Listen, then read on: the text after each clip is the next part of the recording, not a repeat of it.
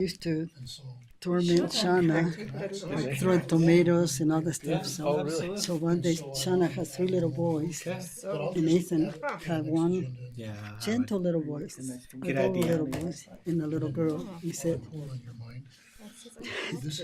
she told Nathan, I'll meet you at the fence with my boys.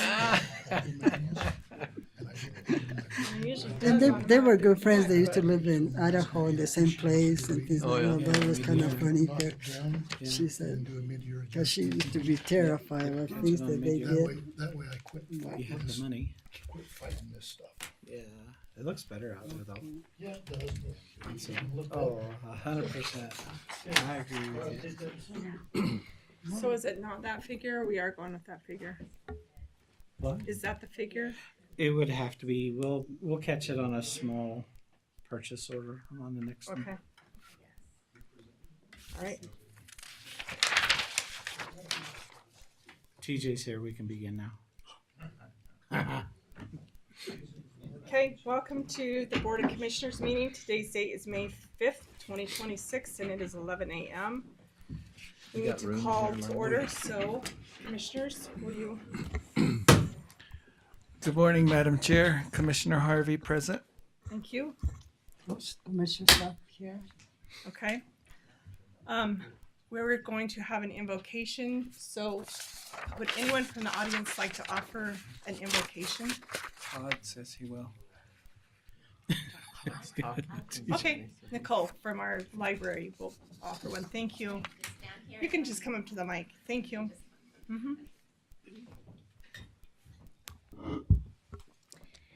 Father in heaven, we're grateful that we could meet today here with the commissioners and administration. Grateful for this beautiful country we live in and for this community.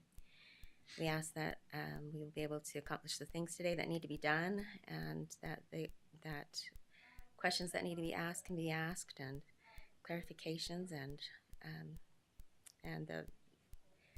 the concern and for the citizens who live here will be at the goal to best serve the community. We say these things in the name of Jesus Christ. Amen. Amen. Thank you. Commissioner Harvey, will you lead us in the pledge? Sure.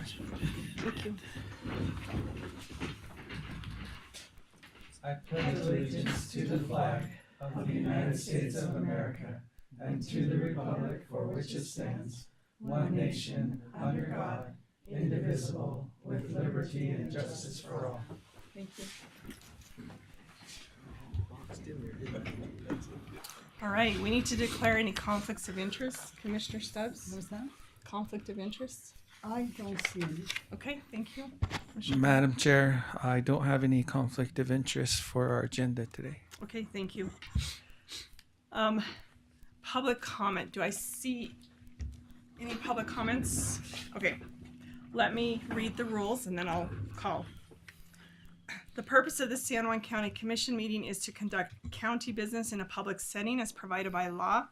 We truly value and welcome public comment as it gives citizens an important opportunity to share ideas, concerns, and suggestions that help strengthen our county. To ensure everyone has a fair opportunity to speak, comments are limited to 3 minutes and should focus on county programs and operations. Objective criticism is welcome, however, complaints about specific county personnel or private individuals will not be permitted. Please understand that public comment is not a debate or question and answer session, and an immediate response from the commission should not be expected. If you would like more information or further discussion, a member of our staff will be happy to assist you to set up a follow-up meeting. We appreciate your participation and your willingness to be involved in your county government. So, Corey, come forward and we'll set the timer and you can go right ahead. Will you just state your name and what you're representing? 1 minute and 10 seconds. I get out here. Okay. Corey Coleman, Planning Development and Building Manager. Madam Chair and Commissioners, thank you for your time and service today. I am here during public comment to provide a brief update regarding management responsibilities within building and planning. Recently, due to a pending legal matter and communications that has taken place, I made a request for all correspondence related to the issue to be forwarded to our department from the Commission and Administrator. As of the date of this meeting, We have not received any communication and would respectfully request direction on how to complete this request and ensure our files remain complete. In addition, I would like to address capital purchases, financial responsibilities, and transparency to the community. When a lease results in ownership, it functions as a financial tool, and that level of commitment should include direct input from the departments that will be using the equipment. Related indirectly to item number 12, it is my understanding that a leasing method is being used to purchase our department vehicles. I requested the lease terms and payment details related to our vehicles, and when they were not provided as requested, I located the source document and reviewed the terms independently. Through the research, it was somewhat concerning to find that there do not appear to be practically early buyout options available within the lease structure. Additionally, the payment schedule reflects approximately $10,000 annually for the first 3 years, followed by roughly $25,000 for the following 2 years, resulting in a vehicle with a sticker price purchase of around $70,000, ultimately costing the taxpayers more than $80,000. This may be an appropriate time to review the overall process, including financial structure, lease terms, and the level of involvement department managers have in these purchasing decisions. Greater transparency and direct department input could help ensure the most effective use of public funds.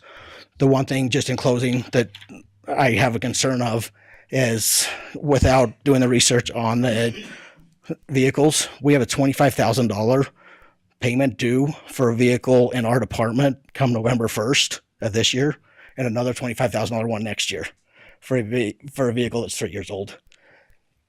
We only budgeted $10,000 for it, so it's something that it would be helpful for a department head to know this stuff. Thank you. Thanks.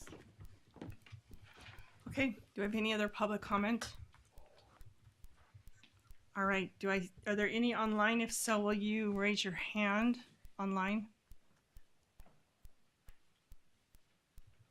Okay. I don't believe there's any more, so we'll just move to the consent agenda. Okay, our first item is approval of $3,870.68 in small purchases, $2,775 in replacement drive kit, $1,095.68 on the seal kit for the road department. Approval of election contractors agreements for Bernice Left Hand, Carson Duncan, Charlotta Lacey, Dwayne Schockenmeyer, Cameron DeGraw, LCD, J. Michael Carter, Lorene Schockenmeyer, Linda Lewis, Larissa Jackson, Ray Nakai, and Mary Ann Woody for the 2026 primary elections for primary and general. Approval for Electric Honey Experience LLC 2026 off-premise beer license. Purchase of $27,745 for a 40-yard bin and a 30-yard recycling bin for the landfill. Do I have a motion to approve or any comments regarding this? One quick comment on that. That's 2 40-yard bins and 1 30-yard bin. Okay, so to clarify, that is 2 40-yard bins and 1 30-yard bin for that amount. The price stays the same. And the price is the $27,745. Thank you for the clarification. Madam Chair, this is Commissioner Harvey. I'll make a motion to approve the consent agenda items with the correction on number 4. That was 2 40-yard bins and 1 30-yard. Okay. Okay, for that amount. All right. I'll second the motion. Okay. All in favor, say aye. Aye. Aye. Okay, unanimous. All right, we will move to recognitions, presentations, and informational items. This is a review and legal opinion regarding the County Commission form of government. Attorney Juan. Well, I guess, is there any questions?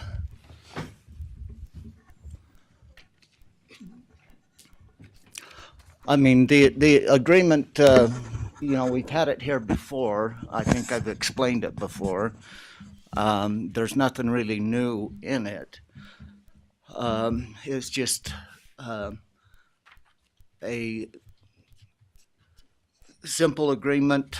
I I issued my legal opinion. I assume it's there.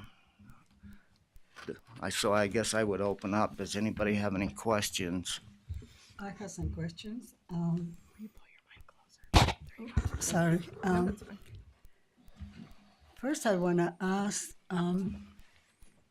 when you came as an attorney, how much experience did you have as regarding business of a county? How much experience did you have when you started your job? Well, I had approximately 30 years of experience as an attorney, mostly dealing in real property. I spent about 6 years as the Santa Clara City attorney, doing prosecution and overseeing their civil stuff.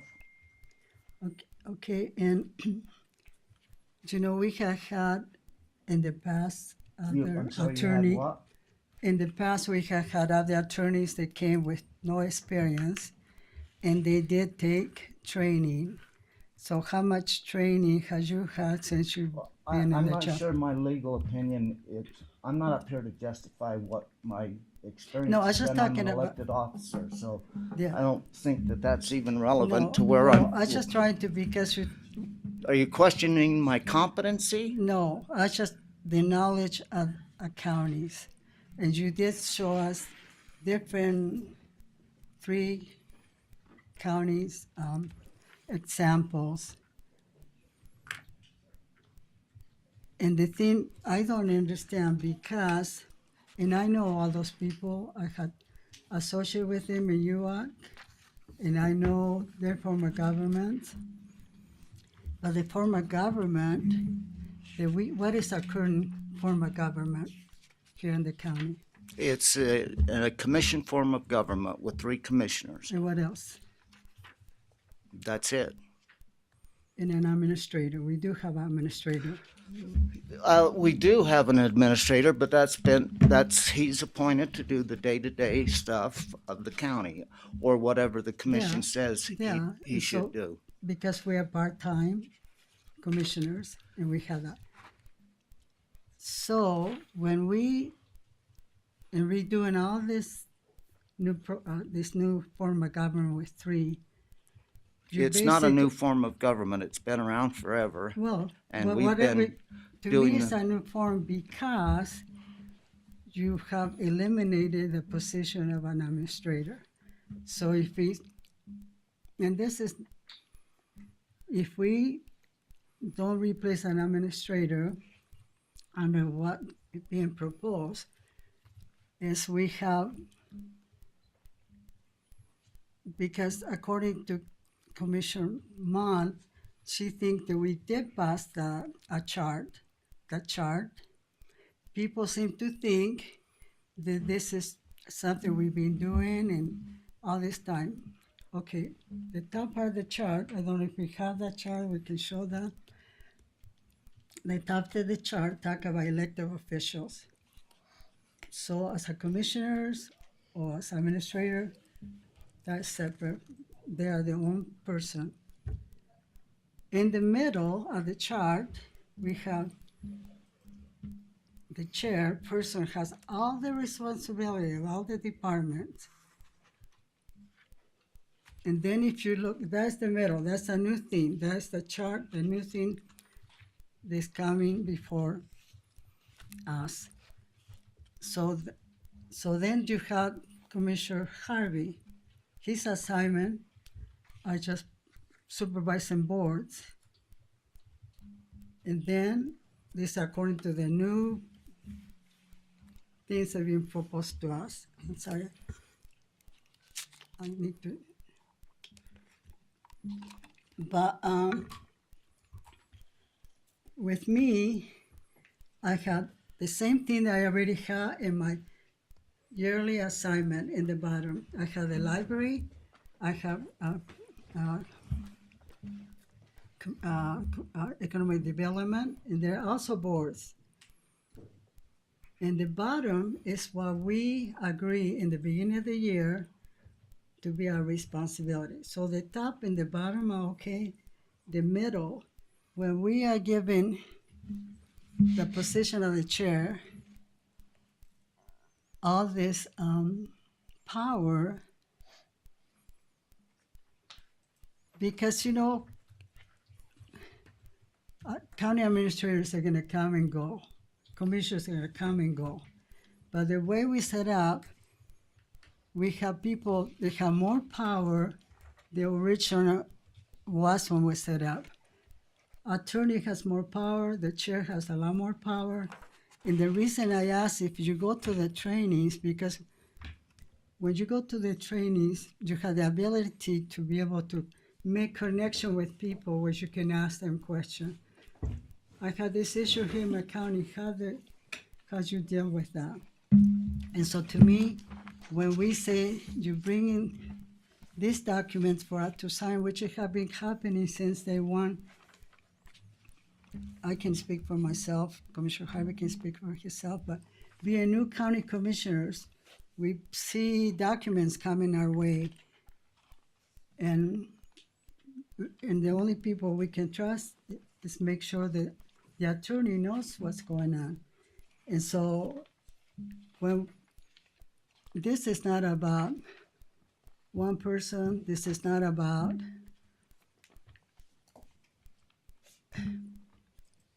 I just think that we are trying to change a form of government in a way.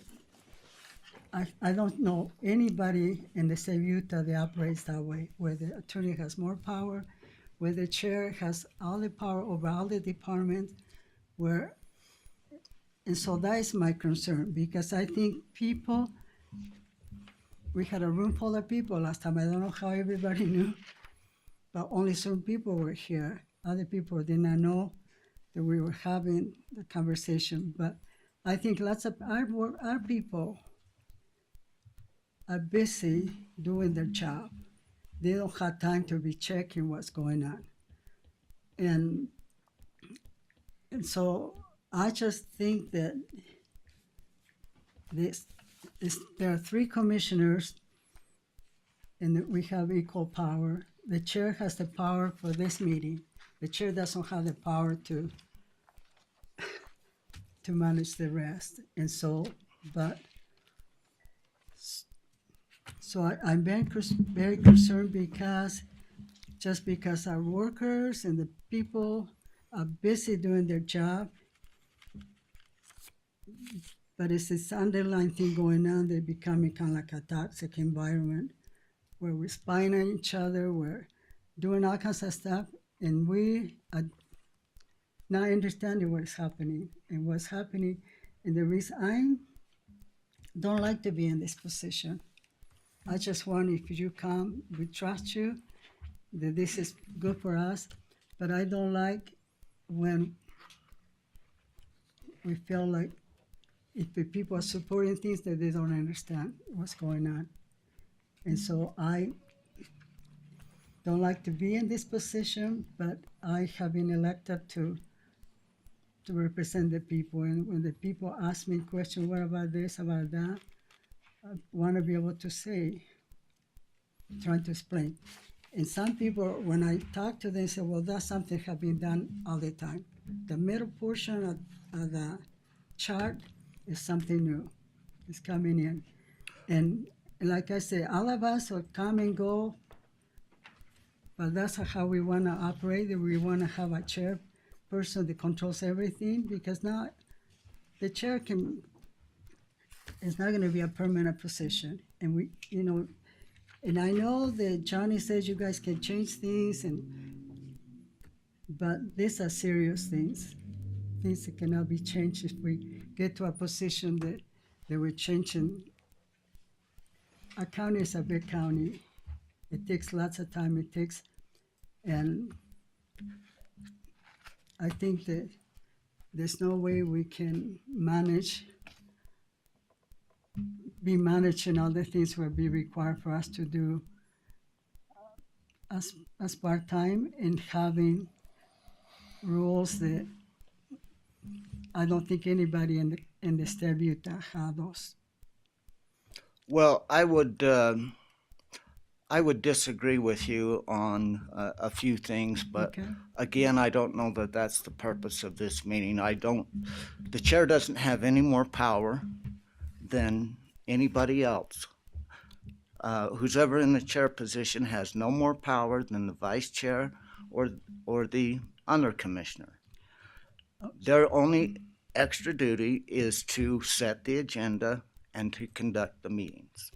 That's basically it. So when you say that we've given the chair all this power, Okay, no, we haven't.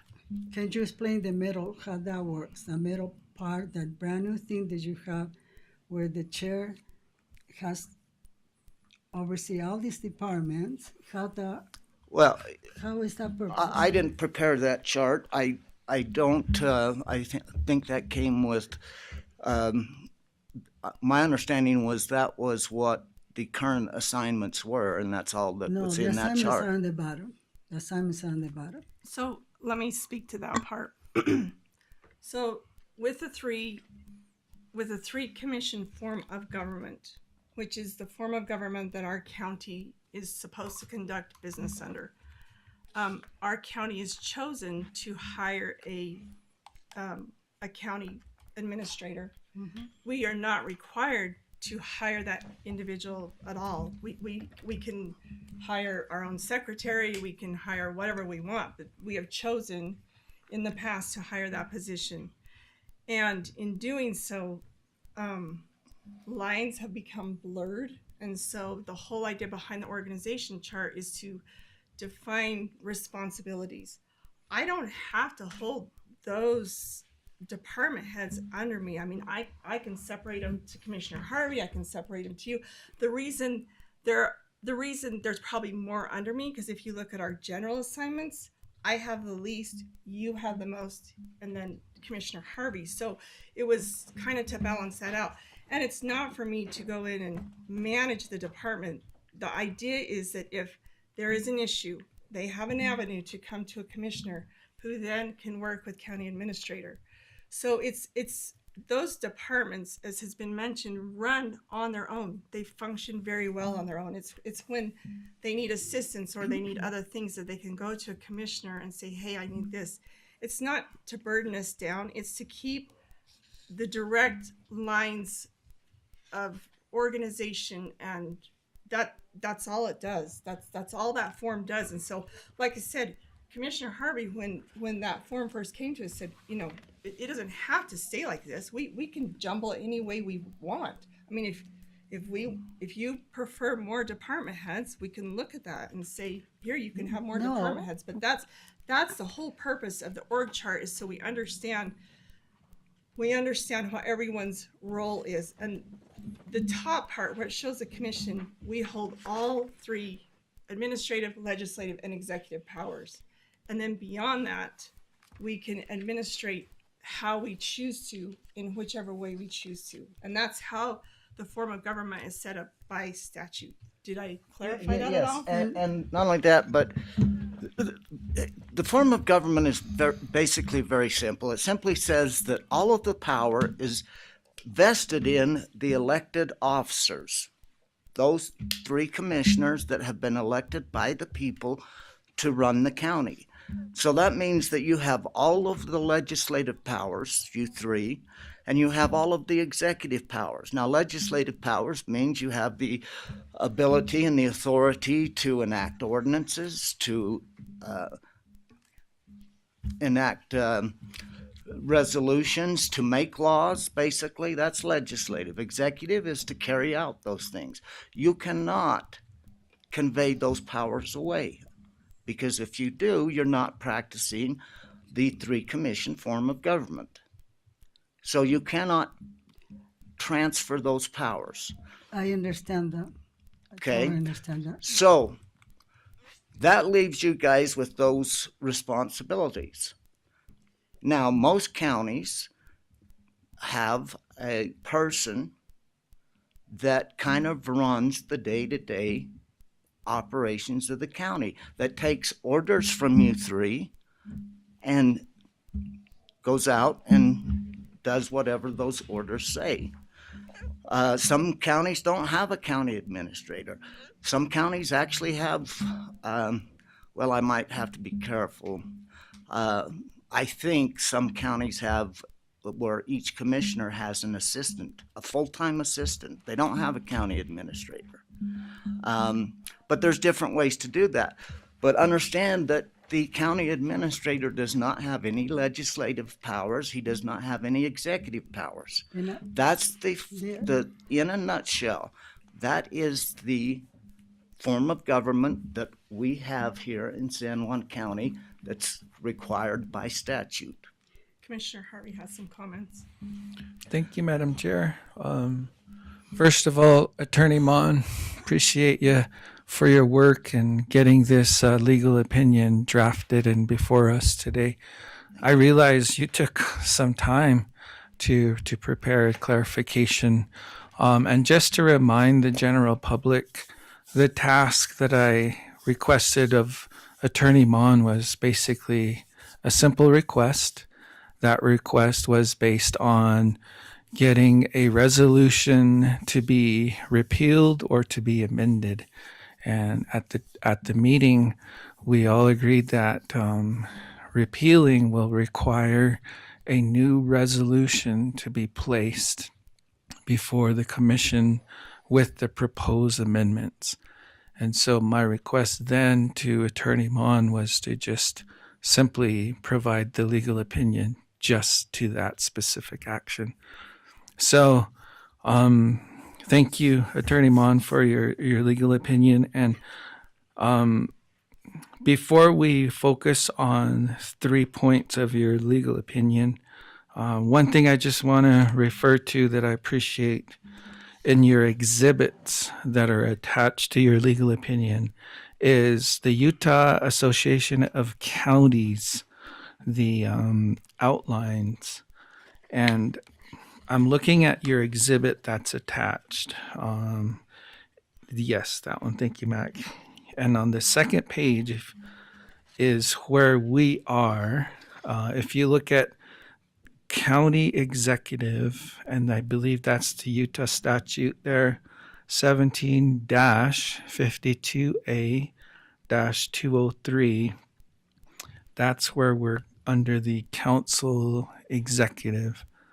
And as we are, San Juan County, we're a fourth class. I believe we're fifth, aren't we? Fifth class, fourth class? We're fourth class, yep. Okay. Because it's broken down by population. I think last time I checked, what was it? 14,700, something like that. Because I remember at a Real Leaders Economic Mobility meeting, that was the first question they were asking, what is your population? And I'm like, 100,000 is what I was throwing. But in reality, we're actually 15. So this kind of is an excellent reference, Attorney Mon, for kind of where we fit. We're a fourth class county, and that makes us eligible for the council executive kind of form of government. And then if we go back to the first page, if you continue that column above us, that is where the outline per statute of how we exist according to the resolution we had talked about. So that's helpful. Going back to your legal opinion, Attorney Mon, could you just, if you could so kindly, read section 3 of your opinion and then section 4, and then maybe we can finish off with your conclusion. Okay. Don't have my glasses, so a resolution that has been previously adopted may be repealed or amended, but to do so, a new resolution must be adopted to either repeal, amend, or nullify the prior adopted resolution. Perfect. Or repeal of the county commission form of government. The resolution at issue merely clarifies the statutory mandated legislative and executive functions, duties, and responsibilities for a three-commission form of government. It does not create any additional duties or responsibilities separate and apart from the duties imposed by statute. Therefore, repealing it does nothing, as these duties and responsibilities still remain under statute. In conclusion, Yep, let's go ahead and Okay, do that in summary. in summary, the county commission form of government in Utah is structured to promote transparency, accountability, and consistency through the formal adoption of resolutions and ordinances. Statutory requirements ensure that all legislative actions are properly recorded and enforced, safeguarding the integrity of county policies and procedures. Even when a resolution is repealed, the underlying statutory duties and responsibilities remain intact, underscoring the enduring nature of these legislative mandates. This framework not only strengthens public trust, but also provides a clear and reliable foundation for county government. So, Attorney Mon, in sum, really what we're trying to say is that even without a resolution, we're still under state statute, because the state statute has already outlined the form of government based on population and class. That's correct. Very good. So I was thinking, based on Section 3 of repealing a resolution, and this might have been my understanding, Madam Chair, that maybe I misunderstood, but also the fact that we were supposed to be sunbathing in the beaches of Honolulu right now. Yeah, right. What happened? What's going on? I'm sure that we were able to do the 2 points, Attorney Mon, that I was requesting for, so that we can bring that substitute, I guess, or it would be a revised resolution, back to the agenda. So what I'm doing is I'm just taking our past agenda that we had. Here, I'll give this one to you, Attorney Mon. The past resolution that we all had entertained. And I'm just going to prescribe where the 2 points that I highlighted in the previous discussion maybe would fit. And then maybe we can bring that back to the next commission meeting. I think it was under the language for... Here, I'll let you look at it. Then you can give it back to me. when you're done. So under the resolution, I think it's first page. It'll either be under number 1 or number 2, I was thinking, and you might find it best where the 2 points would fit well. And this will help us as we move forward on working with what we feel comfortable will be a good structure of government for our county, because I know that's going to be the next step. And now remember, the first point was, as a board, we must meet with the county administrator. That's the first point. It doesn't say one commissioner meets with the county administrator alone, but as a board, you meet with the county administrator. That was the first point. The second point was, as a board, we need to work with the departments as we work through the structure of government that we're going to be creating. Not necessarily, I shouldn't say creating, it's still the same thing. It's just, we're just organizing. Is that the safest word? Yeah, and I have a clarification on that, because it's one thing to like department heads have to conduct business day to day. So it's one thing to conduct business day to day. So I guess my clarifying point is, if there's a decision that has to be made in the department, with a financial decision or a restructuring within that department, then to clarify that the board has to meet with that department head, because the way that we left last time, it was like no contact with the department head. So I'm asking for a clarification on that, so we can conduct business day to day, so that they have the ability to contact us if necessary. Otherwise, we can't get anything done. But as far as a meeting goes, then yes, we would all need to be there. Is that Yeah, okay? Can you that makes clarify that sense. for Yeah. me? So clarifying that, Madam Chair, I know that you have already had a group of assigned departments you're working with, and that's been your normal, I guess, routine business meetings, I Well, think. they invite commissioners in to a lot of meetings. So I've chosen to come, or I've chosen to be in those meetings. And so that's kind of maybe more where that's come in as routine, is because the invite goes out, I accept, I get on a Zoom call, and that's probably why I know about those particular department heads more than anything, just because I attend their meetings Perfect. through invitation.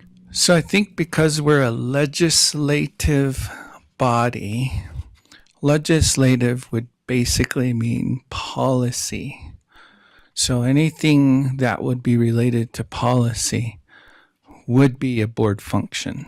I agree. So that's where my purview would be.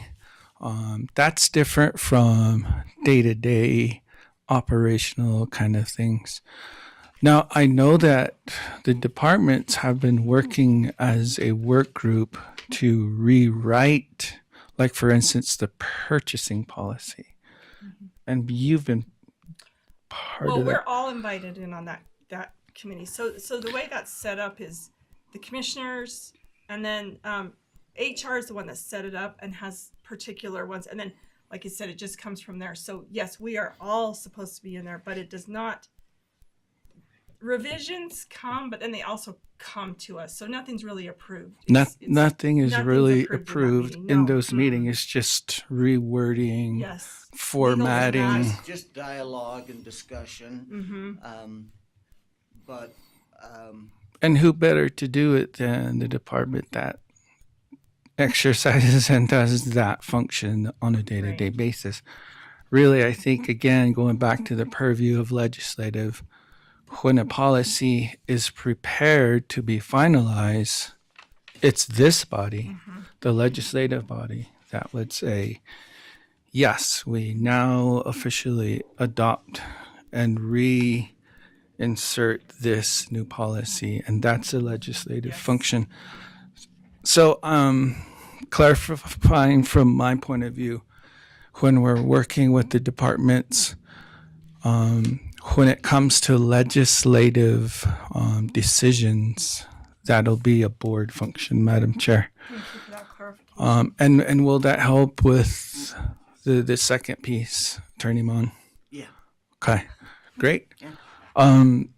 That's really what I just wanted to Okay. kind of, either it'll fit under number 1 or number 2, and you, Attorney Mon, would find it best to place those two stipulations, and that's just kind of our own San Juan County flavor to this resolution, if you will. okay, so you want that added, right? Yes. To either number 1 or number 2. Yeah, whatever area you find Okay. best fit. But this is good. We're actually, thank you for the legal opinion. Again, it's also kind of for clarification purposes, the 2 points, clarify Madam Chair's request on where does that exactly work with day-to-day versus legislative. So And just to repeat so that everybody's on the same page. The first one is that nobody will meet with no commissioner will meet with the county administrator unless the other 2 commissioners are invited. As a board, yes. And is that related to policy or is that at any time? I think anytime. Anytime, I think. Okay, so that's point number one. Point number two, commissioners may meet with department heads provided that they are not discussing legislative, and I would also add executive powers, Perfect. policies, Okay. legislative or executive policies, Perfect. unless all three commissioners are invited. Very good. I like I that. need, I need some clarification on that. For instance, I have a grant called the LIFT grant that I wrote, and I need to meet with Matt to send claims for that grant. Do I need the other commissioners to sit with me there at that time? You need to at least invite them and let them know that you're meeting with Mac. And So, okay, I don't know that you, and I'm just, this is your baby, not mine. I don't know that you have to schedule it with the other two commissioners, but just let them know on such and such a date that you are meeting. And And if I one can of the say commissioners regarding- does want to meet but has a scheduling conflict, then I think you'd have to reschedule the meeting. But I think just, in other words, you don't have to schedule it with the other commissioners. You just have to let them know that you're meeting with the county administrator on such and such a date to discuss such and such. And then it's up to them. Does that help? I think so. I mean, sometimes I need help with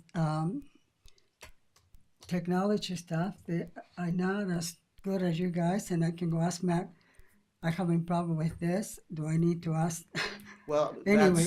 we have an IT department, and that's the purpose Oh, of, yeah. of all this is we're trying to make the department heads And sometimes, earn their money. Yeah. And so if you have IT questions, they should go to James. yeah, I understand that. And I need another clarification. Okay, I was present at one time at the library meetings that you guys have at the library meeting, and they were talking about credit card, purchase credit card. And Trent was in charge of the meeting. I was sitting in the back because I was preparing for what's happening in this meeting. And you walk in with some document on procurement. You pass the paper, and pretty soon the other conversation stops. So my question is, where did that come from? Who asked you to write that document where the departments were already talking about it? Where that came from? I think it probably came from Tranner. I mean, I No. don't recall. No, Turner was surprised like everybody else was surprised. I disagree. can clarify that. So the department heads were meeting, and they've been going through some policy, and they've talked about policy. So the credit card was one, and then then talk about once the credit card changes, the purchasing policy regulations needed to change to reflect the credit card. So he was asked to bring forth a procurement. It was more or less information, but they all decided this is way too heavy. We don't want this. We would rather credit card and just change in the purchasing. Okay, but who initiated that document? So that's what the group initiated, that they wanted change. I need that. They wanted they wanted to revise the policy. Yeah, and I knew they were working Who do you on go that. to revise the policy? You go to the county attorney. So I drafted what I thought would be an upgrade. So you just initiated that to help them. They did not request. They did No, request. they did request. Because when I talked to some of the people after, they said, I thought we came to talk about the credit card, but you passed that paper and all of a sudden it went a different direction. So I just, anyway. Well, we spent so much time on how was the document drafted, who decided to do it, who was Well- involved with it, how many changes were made. That's very inefficient. I Well- mean, to me, the document has substance to it, and let's talk about the substance of the document instead of this other stuff. But And one more thing I want to clarify. When in the beginning of the year, when we made the new assignments, Commissioner Mann inherited all the assignment that Commissioner Adams used to have. So she has very, very elite positions in boards, which is really good for our county to have be in those boards. And so it's not that I have more. Some of the departments got split, so instead of having one, I had two. So it's not that I have more in that way, but the kind of position that the Commissioner Mann is amazing to have those privileged to have that. And so she inherited Commissioner Adams. So I just want to clarify, there wasn't just because I overtook more departments or whatever, but I didn't realize they were elite. I just took on what the former commissioner left off. Sorry. I No, just am happy no. to serve where I was told to serve on those. yeah, but no, I just say it, and they're very important, and there are things that can help I us. think as all well. of our would- positions. I couldn't do your I- Native American ones I either. would say every position is is important, yeah. especially like the one your Navajo liaison ones. I could not do that. I that's why you both have those. So Okay. Anything no. else? No, just I guess for the time frame on the amended resolution we're working on, maybe would next commission meeting be too soon for that? No, absolutely not. I will get that done. In fact, yeah. Okay, thank you, Attorney Mon. Too bad. All right, thank you. Okay, we'll move to our business action items. Consideration and approval of the cooperative agreement between the Utah Department of Transportation and San Juan County to approve the road between Pat Creek and Yellow Circle Road. Todd, our road department, thank you for being here. I'd asked to borrow Mitch's glasses, but he don't have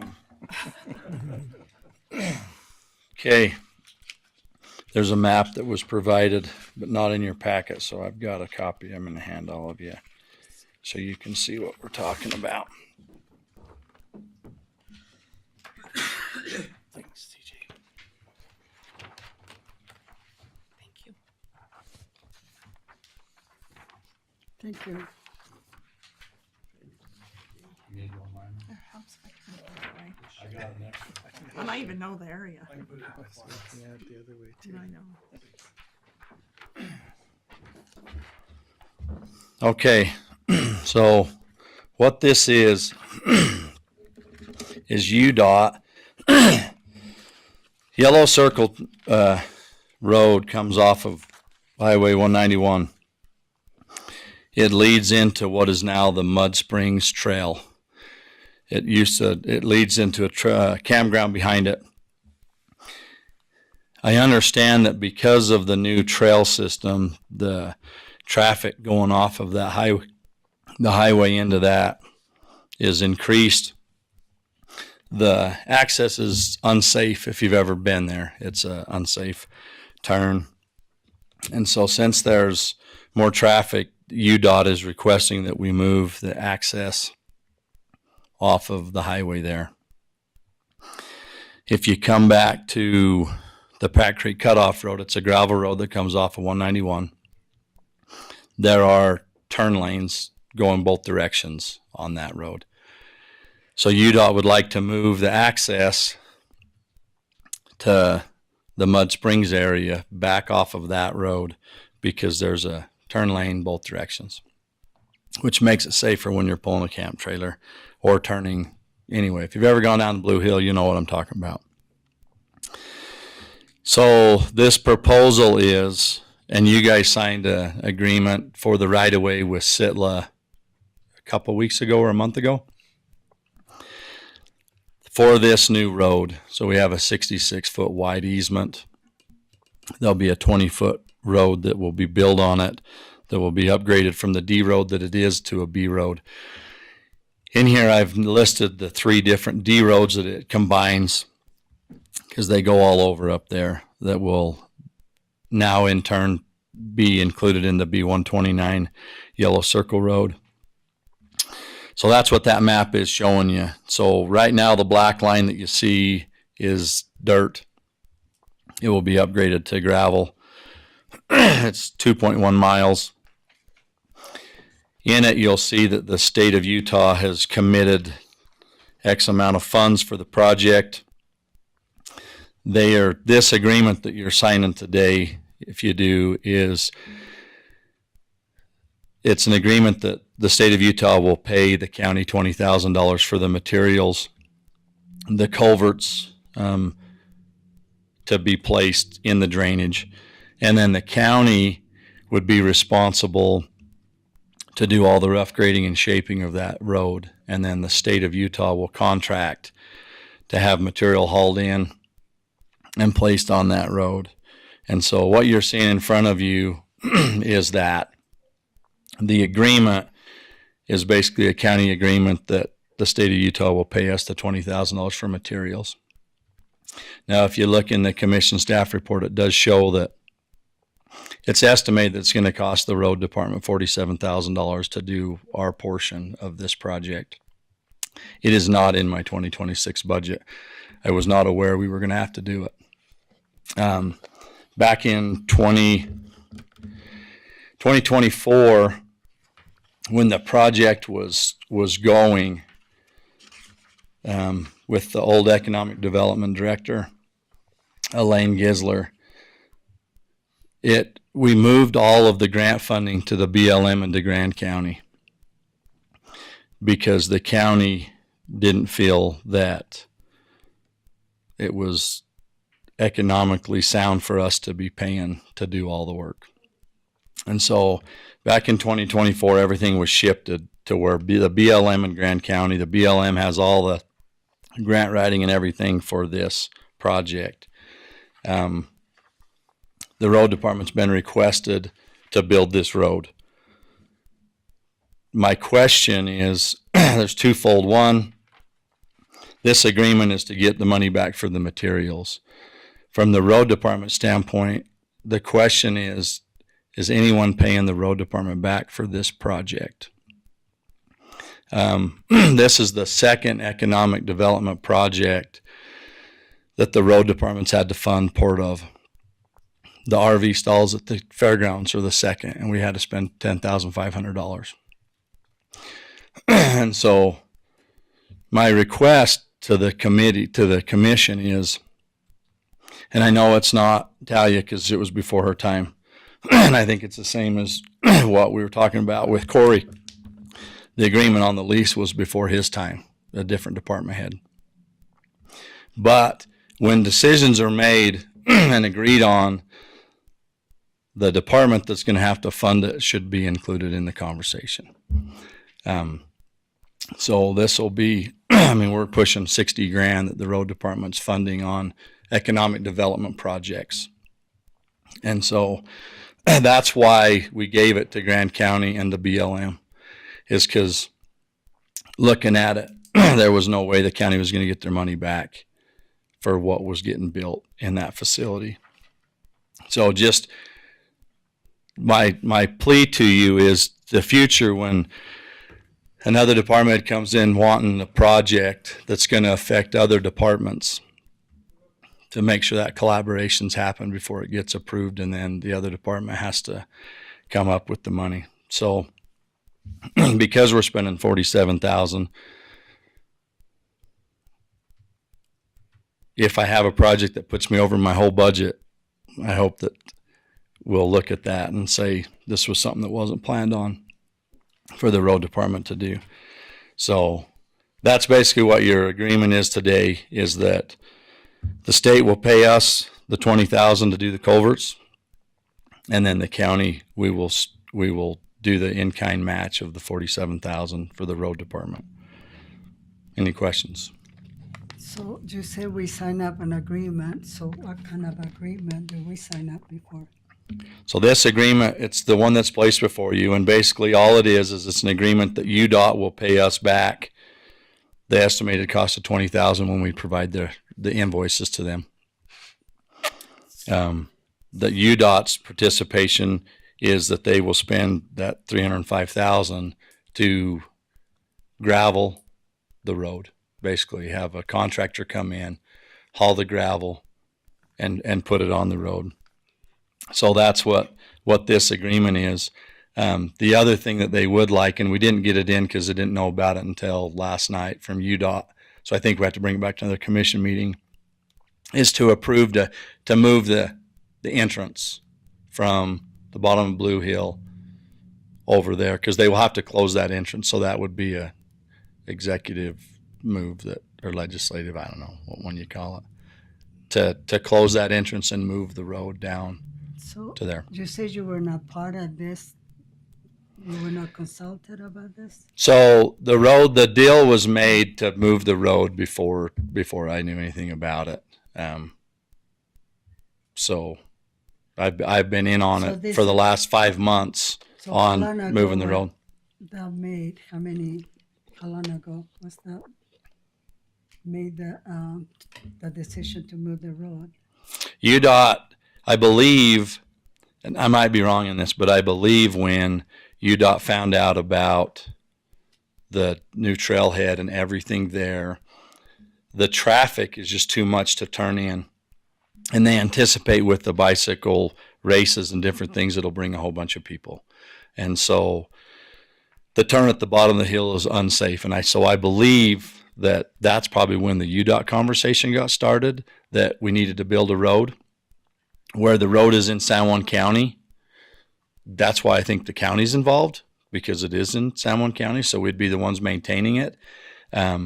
So when the first meeting I had with them, I told them it was kind of putting the cart before the horse. We built the trail system. That was a thing that was a cooperative agreement at the time between San Juan Grand, the BLM. I believe we're all involved in that. And I think that's what they were focused on. And so they weren't focused on coming off the highway. They weren't focused on a route in, because there was a route. It just wasn't a safe route. And so after the trail got built and UDOT, I think, found out this is what was going on, I think that's when they stepped in and said, we've got to change something because this isn't safe, which I 100% agree. I 100% agree. If you've ever turned on that road, it's not. And so now it's a county road that's going to have to get upgraded. And so this is the aftermath of a decision that was made to build the trail system. So it's a needed result, a needed resolve. And so that's when I was included in it, I think, is when UDOT stepped in and said, and I don't know, you can correct me if I'm wrong. I know Jared, I think, is on, but I don't know if they would if UDOT will allow the impact to open the trail system without moving the road. So, Jared, you can chime in a minute, but I'm going to make some clarifying points. So, first of all, you're correct. This project was initiated and basically granted for prior to me ever coming on. This was with a previous economic development director. And then, yes, it is with Grand County. They do hold the funds. So I have been working collaboratively with Grand County, because you're exactly right. The trail system was built, and then all of a sudden BLM comes to us and says, hey, here's the trail system. We're going to do all this with it. And there's no infrastructure in. So Commissioner Winfield from Grand County and I have been working trying to figure this out. And that's when I got brought in the conversation, you got brought into the conversation, UDOT got brought in the conversation. So we all came into this about the same time. So we have been working collaboratively with SITLA, with BLM, with, tons of permitting to get this done and to get it to where it needs to be. Granted, it is at the tail end of San Juan County. Grand County will benefit the most. There's no doubt about it. But when you have an event that can bring in anywhere between 4,000 to 7,000 people, and then if we have a state event that can bring in 10,000 people, we will have some overflow from that. Grand County will also be putting in-kind in with the parking lots. They're giving us an estimate for approximately the same thing San Juan County will be. We did yesterday at a meeting with outdoor recreation. There's the grant that was original, and then what they did is they planned out phase 1, and phase 1 allowed for that original trail system to come in. All the funds have been used from phase 1, so there's no money left, but now we're supposed to put in the infrastructure. So that was one reason why partnering with UDOT. At that meeting yesterday, they allowed for phase 2 funding, which is close to $1 million, to now be granted to finish phase 1. So that will go in to the road, the infrastructure, however it is, the parking lots. At this point, I can't tell you that we can reimburse both counties where they're in-kind work. You're right. We don't know exactly where it all falls out. We're hoping that we could, or that we can. But at least at that point, that access, which, yes, someone's going to get killed there, no doubt. You've seen it, I've seen it. We watch it when we're out there all the 100% time. agree. And so it does have to be moved. It has to be moved. But it is a facility that I mean, the trails are done, everything's done. It's just got to get done. Sadly, it's kind of falling like on both counties, but I also feel like we're working very collaboratively to make this happen. And yes, it is a little bit of, I mean, it's some skin off both of us, both counties, to make it happen, but it is a project that was started and, like you said, kind of done, but we didn't have a whole lot of control with it, and now we're trying to the aftermath of it. So Jared, I don't know if you have any questions you need to clarify. No, I don't think I've got anything to clarify there. I mean, just from UDOT's standpoint, I mean, we do just want to get the traffic moved down to that intersection at Pat Creek with the turn lanes. That's just going to make it safer for everybody accessing this area. You know, so UDOT came in willing definitely to put this money to help improve the county road access to it. And we do look for partnerships on this type of a project where it was a project between the counties. It wasn't UDOT who built a trail system. So we do look for partnerships and in-kind match to help with it. I guess one clarification, if costs do escalate a little bit on the price of placing that material, just to clarify that UDOT will cover any additional costs. We're not looking to have San Juan add any match or anything beyond what we've asked the county to do as far as the rough grading of the road. So just a clarification there. Yeah, and me and Jared had that conversation that we cap it at what we're doing, and so if fuel stays at $9 a gallon, then, which is actually good because we make more. No, I'm just kidding. Right. We don't make any more. Madam Chair, But- I have one more yes. question. Okay, we talked about the road and then we talked about the parking lot. So this is only This is the involved in road. just the road. Yeah, Commissioner Mon's talking about phase 2. That's when Grand County would do their in-kind match. Okay, so I just want to make sure that, because I hear the conversation going together. So this is just for the road. Yeah, the only thing that San Juan County Road Department is going to be doing is this road. The parking lot and stuff will be not. Just as a road, without thinking about the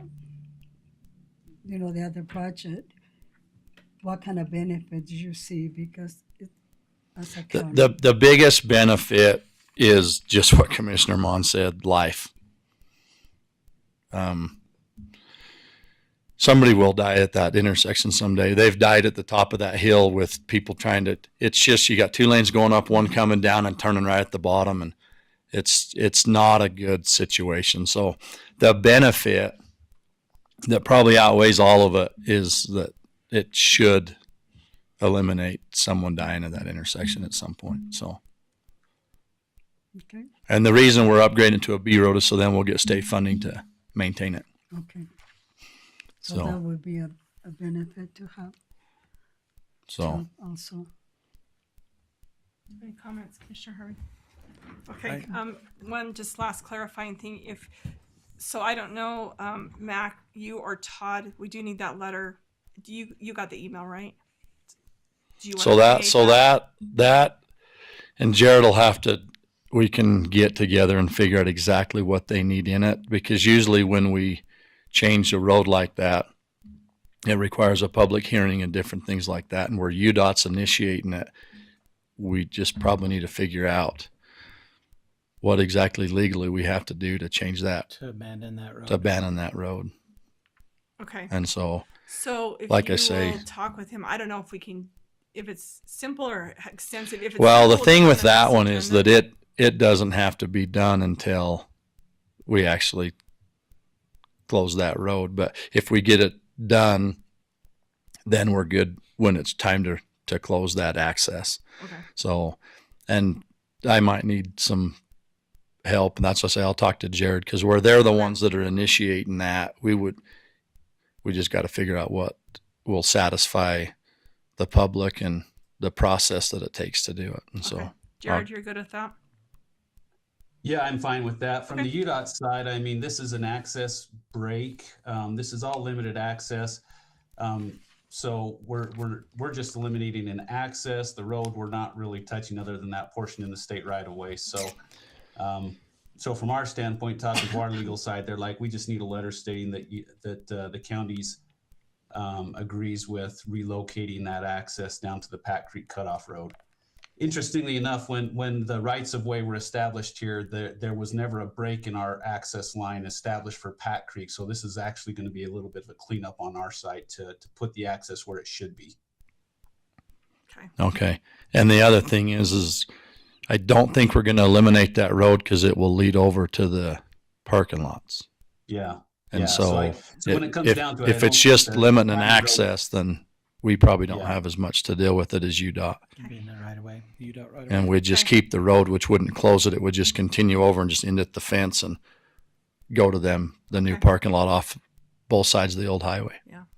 Okay. Yeah, So it as might be weird as pretty, is, it might be our- pretty simple. Okay. All Yeah, right. that's what we heard from our legal as we reviewed this. They just said we need the letter, and where we're not actually abandoning the road. They didn't think it should be a big deal, but of course that's more of a county issue to verify with your legal. Okay. Okay. All right. All right. Thank We'll you. get something put together. Okay. So motion to approve. Madam Chair, this is Commissioner Harvey. I'd like to go ahead and motion to approve, but I have a question for Jared. Sure. Oh, Jared, are you still on? Yes. Okay, hold on. Go ahead and get a second. Oh, can I get a second? I'll second it. Okay. Okay, Jared, I didn't know you were with UDOT, but can you help us out in Montezuma Creek with two issues? They're not, are you the right depends, person to talk to about two issues? Yes, in I would be the right person. Yeah, if you have questions down there, if you'd like to call me afterwards anytime, happy to talk to you about any issues down there. All right, give me your number. I've got it. I'll forward it to you. I was trying to get it on record. I call 911 when I need to talk to him. All right, thank you, Jared. That's my question. you Madam bet. Chair. Thank Okay. you. All in favor? Say aye. Aye. Aye. Okay. Thank you. Thanks. All right. Consideration approval of the MOU between Utah Ed and Telehealth. This is the library, Nicole. And I'm just caught sitting here a typo in the report, commission staff report on the year.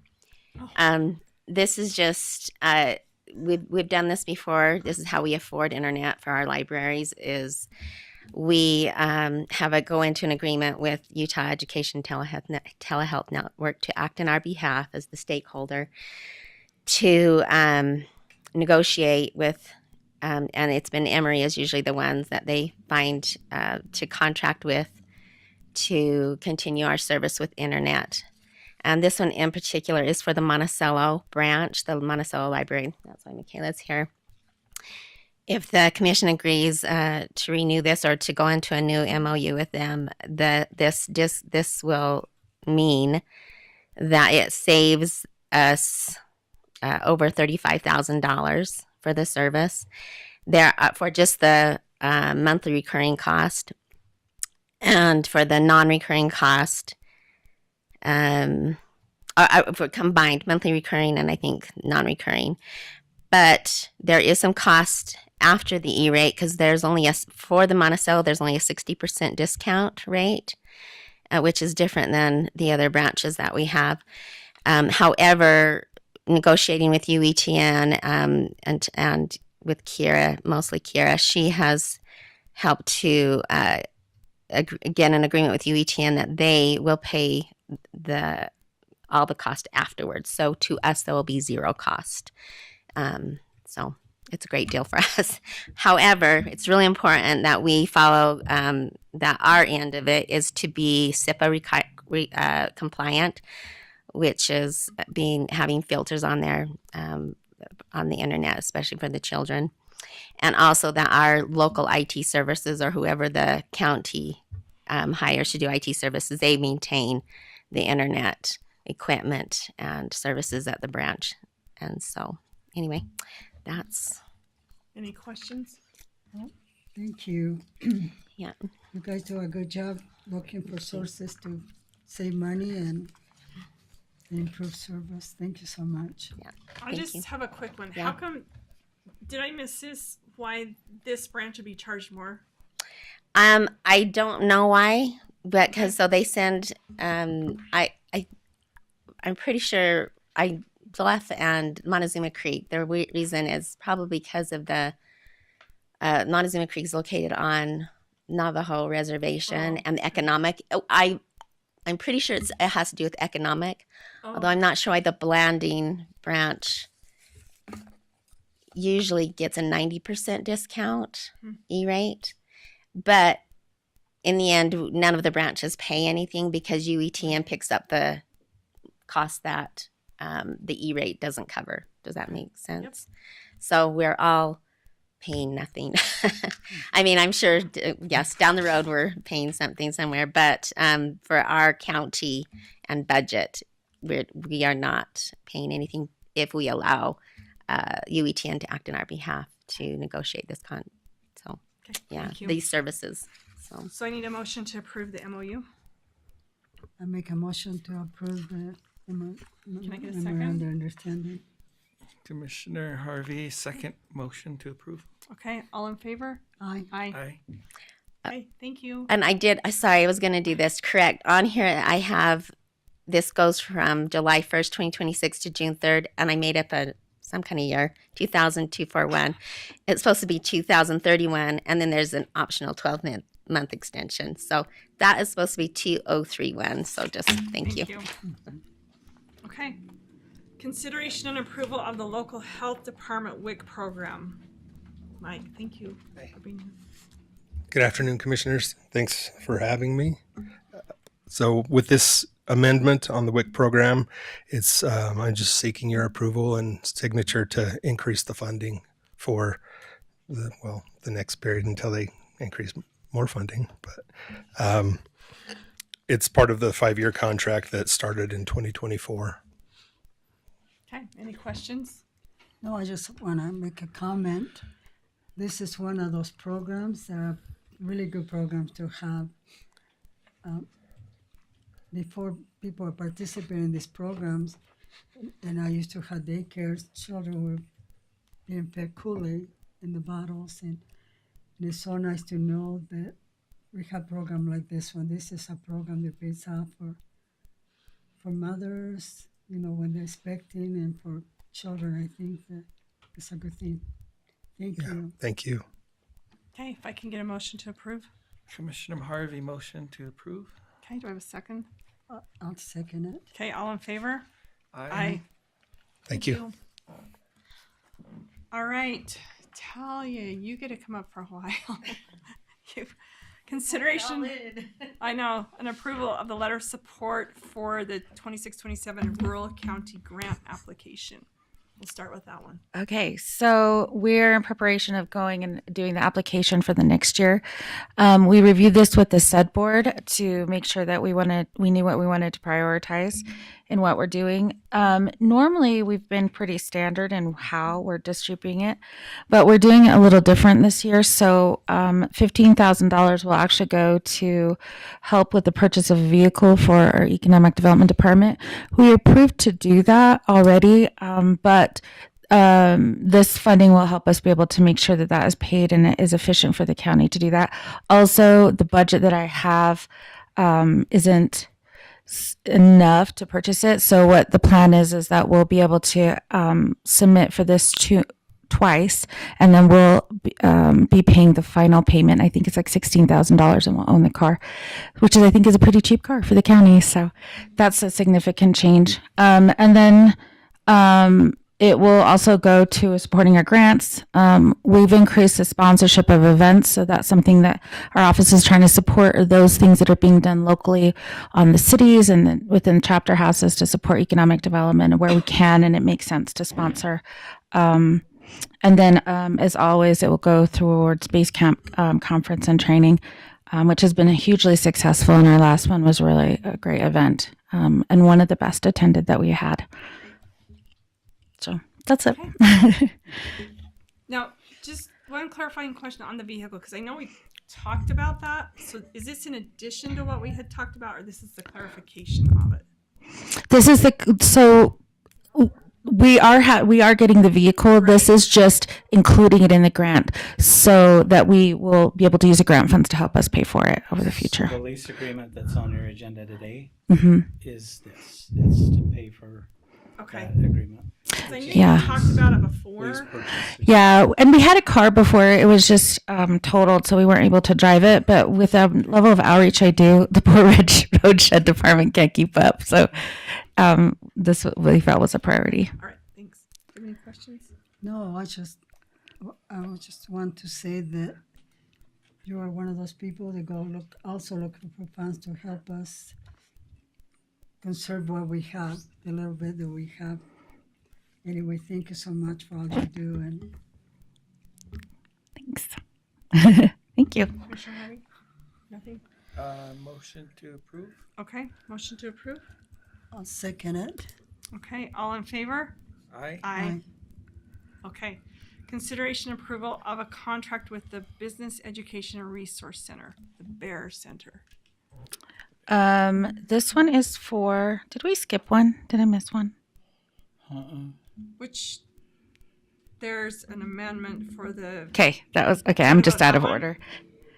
No, that's okay. I just wanted to make sure I was okay on that. Okay. So, this is part of me understanding how to work within the framework of the county. So, what we received the USDA funds for a grant.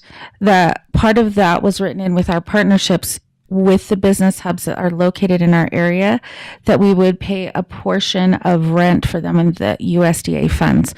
What I didn't realize is I needed to have a contract in order for me to have a mechanism to distribute those funds. So that's what this contract is for. We'll have a few more coming out. So this one is for the Bear Center, which is located, and it's brand new. It's about to have its grand opening in LaSalle. It has a co-working space. It has a conference room space, meeting spaces, for us to be able to have businesses conducted there, and then also access to the internet, which I think is phenomenal. And I'm very excited about that because we don't have a lot in LaSalle area.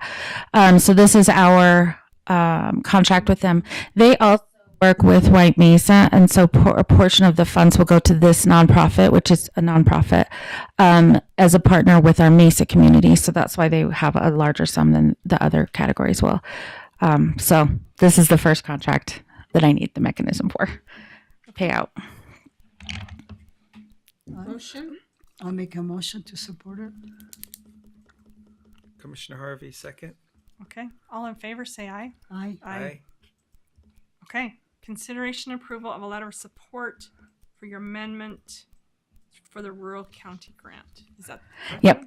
So our county grant from last year, we had put in for me to be able to use that to have funds that would go to staffing for my department. We ended up not needing to use those funds, so we wanted to reallocate them. I went for an amendment after I spoke with the Governor's Office of Economic Development. And this is where we'll have our first payment for the vehicle, so that it would support us being able to have that. And I think it would be the best use of those funds right now and the need that we have.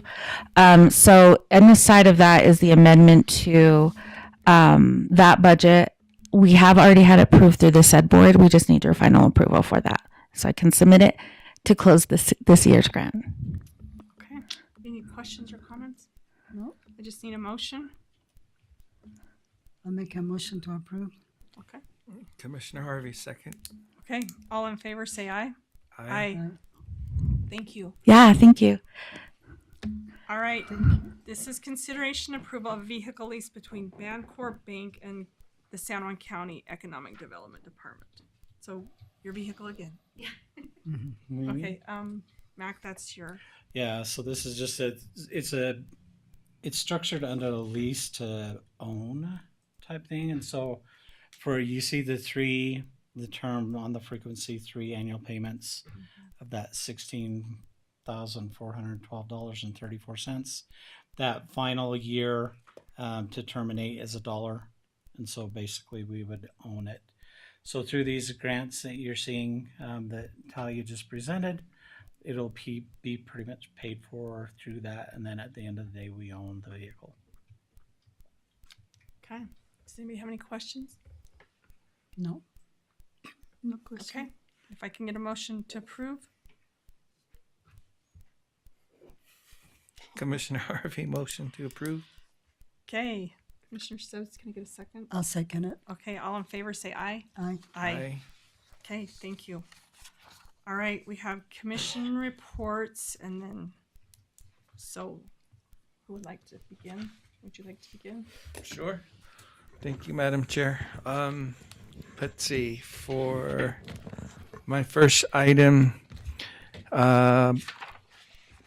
just an update on our county with the NACO, the National Association of Counties, at the national level. We're going to be traveling out at the end of this month to do the capstone seminar for the Rural Leaders Economic Mobility Program. And that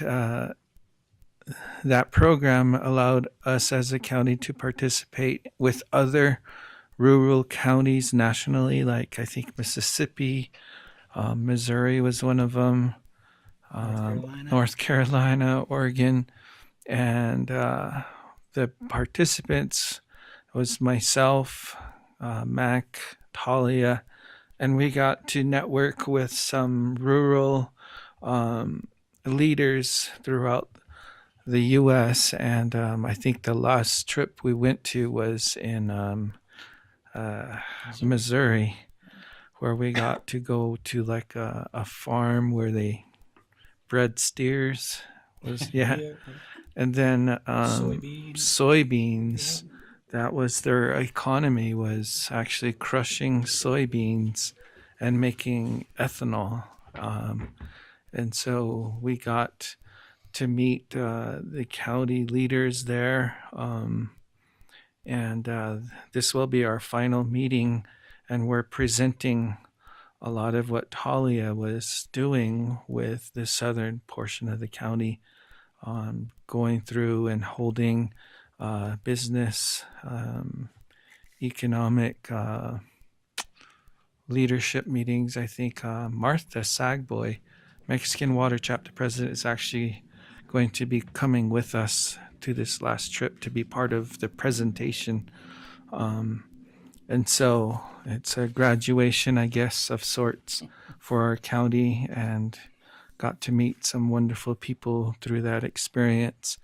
What was the benefit to the county?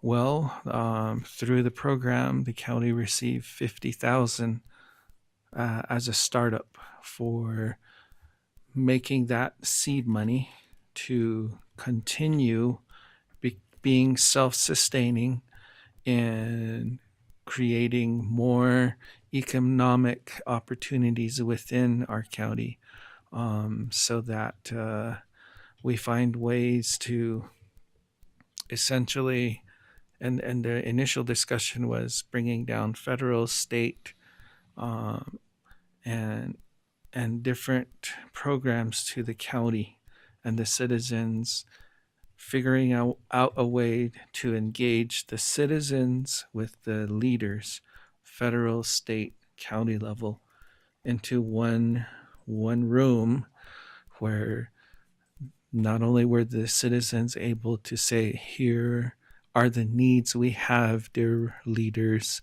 but the leaders themselves, federal, state, county, would be able to then confirm, yes, we hear you, we understand what your needs are, and we can help assist through these various programs that we can help make available to your community. I think overall that's something we've been challenged to continue doing moving forward.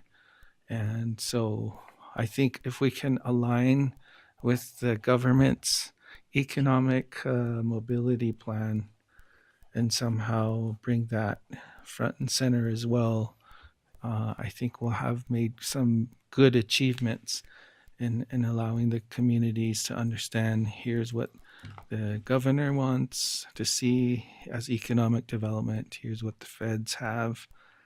Community, what do you feel is best suited for economic in your communities, kind of a thing. So that's one report. A second report,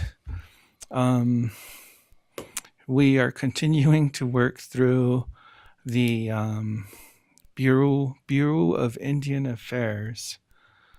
We got in touch with the director of the Intergovernmental Division. I think he's the director. He is helping us to engage with Navajo Nation Bureau of Indian Affairs on two payments that the county has yet to receive. The Navajo Bureau of Indian Affairs road maintenance, and then the Northern BIA road maintenance. And we also want to engage the Navajo Nation with the status of our upcoming county road maintenance on the Bureau of Indian Affairs roads down in the southern area of the county, because last we heard Navajo Nation President was hesitant to renew our road maintenance contract within the area. So hopefully, fingers crossed, we will have a meeting set up with the BIA. Attorney Mon was awesome to be part of that conversation.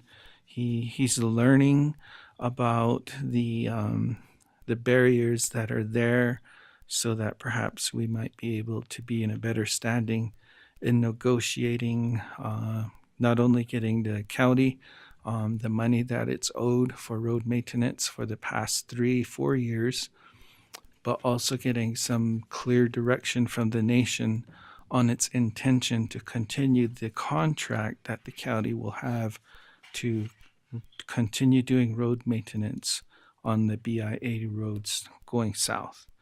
So that's the second thing, is we're just waiting for that meeting to be organized, and I'm sure we'll have a next meeting date upcoming. And commissioners, I'll keep you in the loop, as well as County Attorney Mon, so that he's there to help us in that endeavor.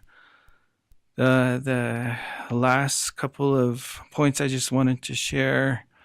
I'm looking forward to speaking with UDOT about Montezuma Creek, getting some pressure from the community about the lighting of the roundabout, because we can't drive in circles in pitch black. We need that lit. And I think the sidewalks are beautiful now. They're repaved, and the students make use, and the community now make use of the sidewalk. Except it would be awesome if it would be lit at night. So, students walking home from after school activities can have that lit. But overall, it make it feel like we're in a really nice city as well when we're driving the roundabout. That's one, I think, area we'd like to have a conversation with UDOT about, is where are the lights? Because it's real dark driving in circles here. The second piece really is, again, related to Bureau of Indian Affairs and Navajo Department of Transportation.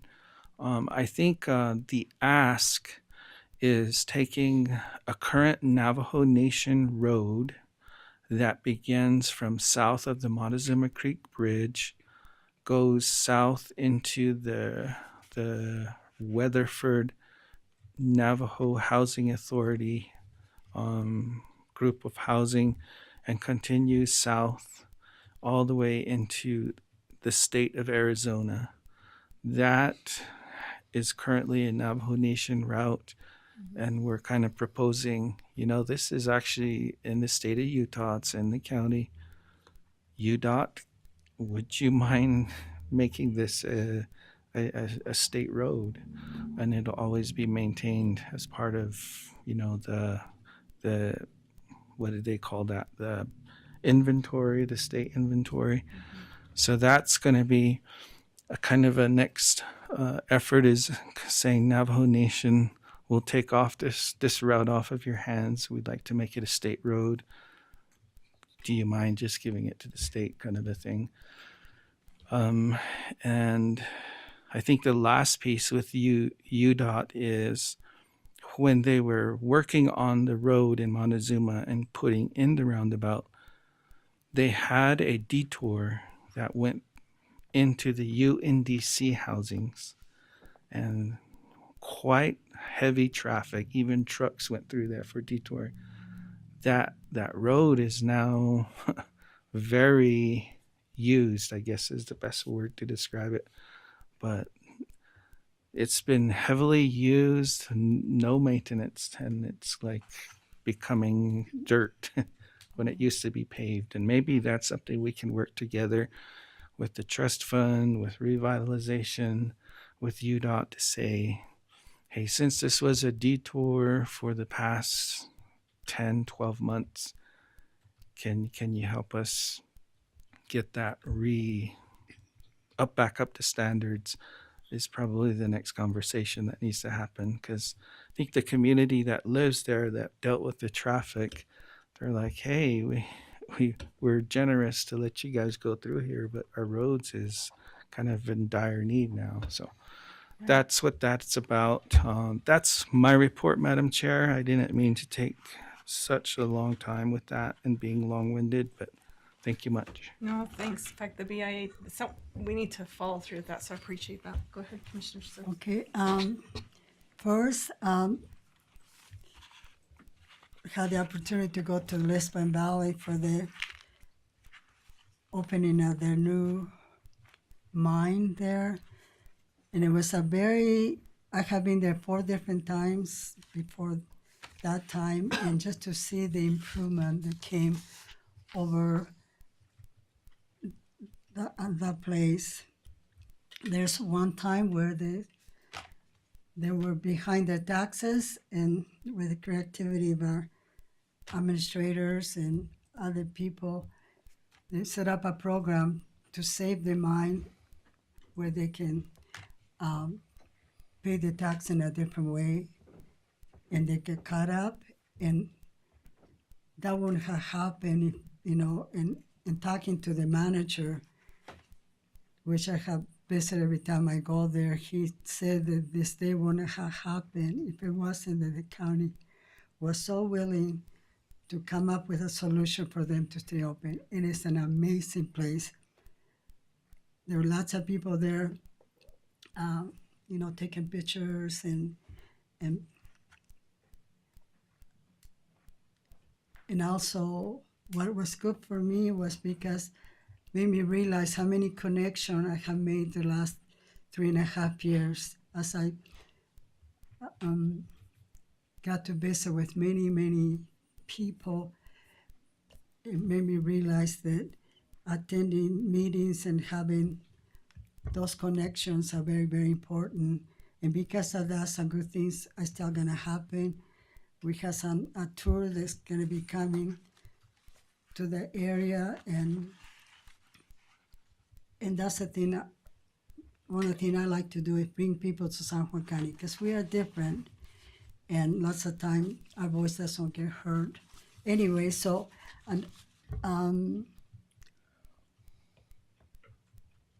another thing that I got to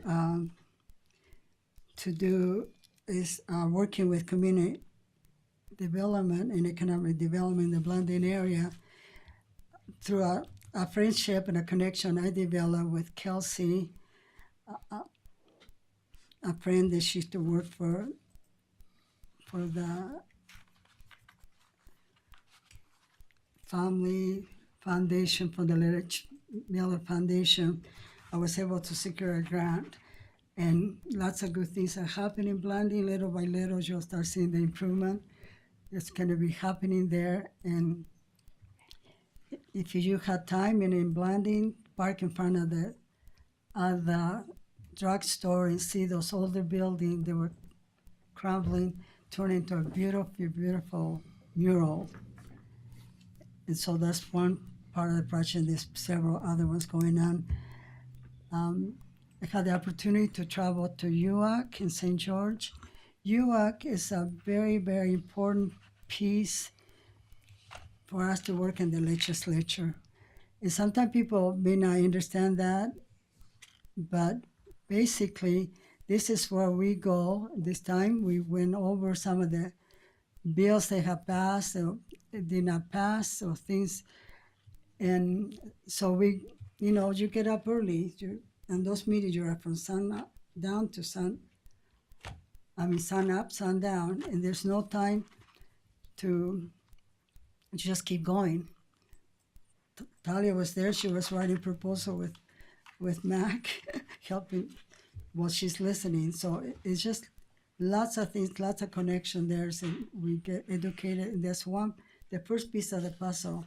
The second piece of the puzzle is to go to the regions one. And the region is in the Western Conference. And sometime we have had it. I have attended 3 times. One time was in Washington County, which is St. George. The second time was in Fresno, California. I got there at dark and left in the afternoon, and I got to finally see what the devastation with the fire had done. And we compare notes. We compare what's the things that they want to accomplish and what we want to accomplish. That's the second piece. And the third piece of the puzzle, we take that to Washington, and then we start looking at how we can work together as counties to do those things. It happened that this time was in Hawaii, and it's kind of hard to understand because you probably picture us being in the beach, but it's never that way. It's just you're involved with the meetings. So in that meeting is what we decide what we're going to concentrate for this to the next legislature that's coming from Washington. So, but due to the way that it turned out, our last meeting only had 2 things on the agenda, and there were very important things left. They showed up in this agenda. It was very important for us to cancel that trip and be here in order to be able to take care, especially those people that are under contract to do election things. Anyway, so I'm glad that we got to do that. As far as with NRF, I'm member, Commissioner Harvey and myself, I'm a member of the NRF. That's an organization that is for the Navajo Nation for our strip of Utah Strip. And it comes from funds from oils and minerals, and they distribute a certain amount of money for each chapter according to how many members in the chapter.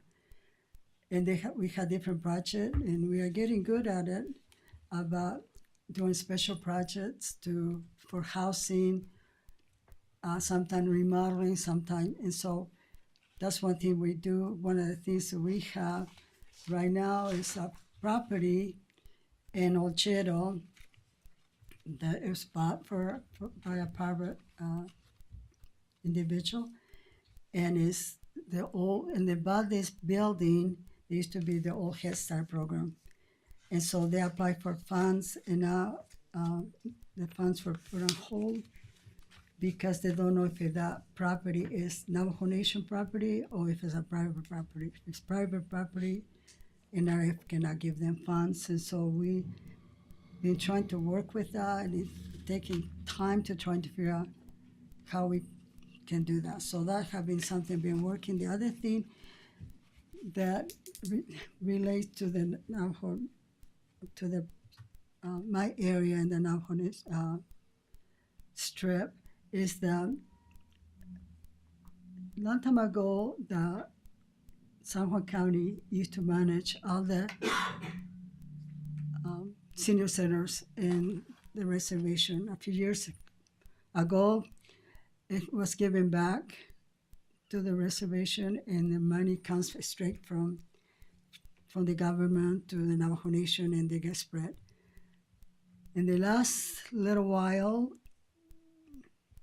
I guess going back almost 3 years, some of the centers being closed, and one is Oljedo having been closed. Then the one in Navajo Mountain, two others nearby closed, and so Oljedo was operating from there were about 4 centers trying to cook and do things in one area. That I got a call from the director of the Oljedo chapter asking if the county could help them get a food truck so they can be able to provide the food. We don't have the funds anymore because the funds for the senior centers come from straight from the federal government to them. So with that, I've been trying to contact different organizations to see if they can help them get included NRFs, if they can get a food truck to have food. I did visit with the director from our food program, senior center in Bluff yesterday. She came to our party, and they're getting lots and lots of the people coming from the different areas for food, and they're happy, to serve. You're not supposed to question when people are in need, but so we are, as a county, we are taking care of those people that cannot find their food, and so that's one thing as far as the reservation. The other thing that was exciting for me to participate was in the USU opening of the new campus, and they were talking about this beautiful campus. But as I sat there, I remember I used to have students, they used to hitchhike from Money Valley with babies all the way. And one day we discovered there was this building. It was an old hospital, and we went there and we opened the doors, and it was just an amazing place to see. But we were so happy that we had that and our students had that. And I think they were there for about 25 years, 20 years, and now they got this amazing, beautiful building. And it was so nice to be able to contemplate the before and what made it happen for now. And so that was, for me, a very good opportunity, and to be able to be there. And also with Westwater, we were hoping to get the play set from the Monticello park, but something happened that for some reason we're not getting it. So now I am in the process of figuring out how to fundraise and do some money, come up with some money. NRF cannot give us money because they don't consider Westwater being part of the Navajo Nation. Anyway, so there's lots of things going on, and I decided to be able to do that and have the opportunity to participate in that. And one more thing is, as we heard from the Supreme Court about the gerrymandering by racial gerrymandering, is something that I have been looking from day one about, especially because the city of Blanding, how it affects them. And every time it's just, the question is, when I ask a question, they always is like, you're under a federal judge mandate. And so I had the opportunity last January to contact Jesse. I can't think his last name, it's very hard to say. Anyway, he was the attorney that defended us. And I went and visited with him in the beginning of February. And he gave me the whole history. And when I heard this on Wednesday night on the news, on Thursday I went to UAC and everybody was talking about this. And so I did reach out to him to see, I just said, is this the miracle we've been waiting for? And so he did respond, and we'll see what was, we had to go look all the small prints and see, because it's just because this one passed, that doesn't mean that we can go ahead and do it. But anyway, that's all. Thank you. Okay, thank you. So a couple things, as was mentioned, UAC was last week, and I actually attended on Tuesday the Natural Resources and Public Lands Committee, and that's where we talk about all things public lands. We talk about grazing issues, endangered species, and also we talked about we did get an update from Plipco about the North Wash boat ramp, and I actually got an update again yesterday at a meeting I was at, and that boat ramp, the grand opening I think is June 4th, and I think we've gotten invitations for that, but it's pretty much complete, and it's been a 20-year project, so it's actually pretty exciting. So if we can attend, we need to be there. Is that a It's actually, you've got to go down the height. So it's just the one on the right side where the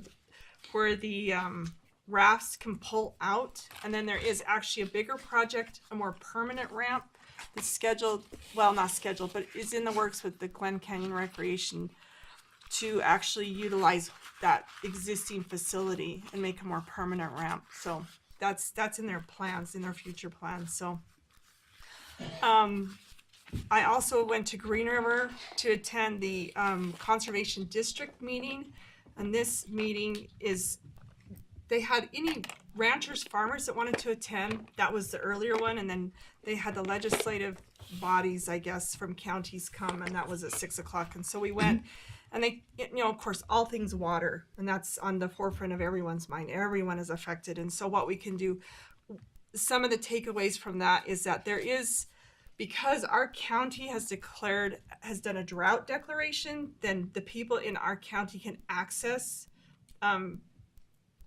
I guess, funds or whatever it might be from the FSA. They just need to go in there and they need to ask, and they will be directed where they need to go. So the only thing I had a question on is they talked about that drought declaration as having kind of an expiration, but ours is written so it says it doesn't expire. So I said, I think we're good to go.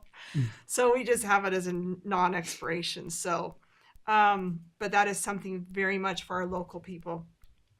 The other thing, as mentioned, went to the Mariana Copper Mine open house, which was a great event, such a great economic boost for our county and the effort that they're putting forth. And like Commissioner Stubbs mentioned, I mean, I've been out there how many times as well, and then you go out there and it's kind of has a whole new facelift every time you go. So they're making a lot of progress, and it's a great thing. And finally, the Utah State Monument Valley grand opening as well. Being able to attend that in that new building. I actually was on the school district when we were approached for land for that project, and the school board actually approved that. And so to see that come from, from kind of what Christian and is it Dan Mose? Dan Mose. Dan Mose, yeah. And kind of what their vision of it was, and then to see it in a living, well, I guess the building's not living, but the students that are there, they're living and can utilize it, and what a great thing that is for that community. Such a great thing for those people down there. So, and that's all I have. So, okay. Is this the first one? Okay. So we're going to go into executive session. So I need a motion to enter into a closed session to discuss character, professional competence, physical or mental health of an individual. So if I can get a motion. Motion by Commissioner Harvey to move into. If I can get a second. I'll second it. Okay. Roll call. Just state your name and yes or no. Okay. Commissioner Harvey, yes. Commissioner Mon, yes. Yes. Commissioner Stubbs, yes. Okay. Are you going to do both of these in one session, or? I think we need to go out Okay. and then come back in. So do we know what we're talking about? I don't. Did you So know who what do you we're need in talking here? about?